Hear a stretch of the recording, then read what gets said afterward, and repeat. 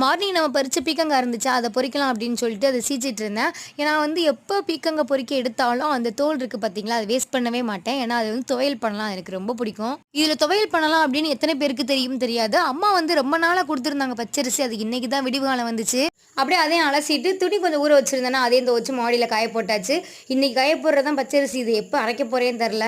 எப்பவுமே வாசலில் குப்பை இருக்காது, இன்னைக்கு பசங்க விளையாண்டுருப்பாங்க போல, குப்பையாக தான் இருந்துச்சு. அப்படியே கூட்டிட்டு காயப்பட்ட பச்சரிசியும் எடுத்துகிட்டு வந்தாச்சு. ஈவினிங் போல் கொஞ்சம் மீன் வந்துச்சா, அதை அப்படியே வாங்கிட்டு க்ளீன் பண்ண ஸ்டார்ட் பண்ணிட்டேன். நான் என்ன மீன் வாங்கினேன் அப்படின்னா காரா மீன் தான் வாங்கியிருந்தேன். அந்த மீன் வந்து க்ளீன் பண்ணுறது ரொம்ப ஈஸி. அதில் வந்து செதிலே கிடையாதா. ஸோ முள்ளை மட்டும் கட் பண்ணி விட்டுட்டு உள்ளே உள்ள அந்த பூவை மட்டும் எடுத்தால் போதும்.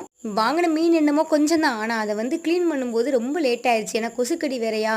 ஸோ க்ளீன் பண்ணிட்டு எப்படியே மீன் குழம்பு வச்சாச்சு. நான் மார்னிங் தான் வைக்கலாம் பார்த்தேன். ஆனால் இருந்தாலும் மார்னிங் வந்து அவசர அவசரமாக கிளம்பி போகுமா, ஸோ ஒழுங்காக சாப்பிட முடியாது. இப்போ நைட்டு வச்சோம் அப்படின்னா ஹஸ்பண்ட் வந்து சாப்பிடுவாங்க. அதை பார்க்குறப்ப நமக்கு ஒரு சந்தோஷம். அவ்வளோதான். Okay bye.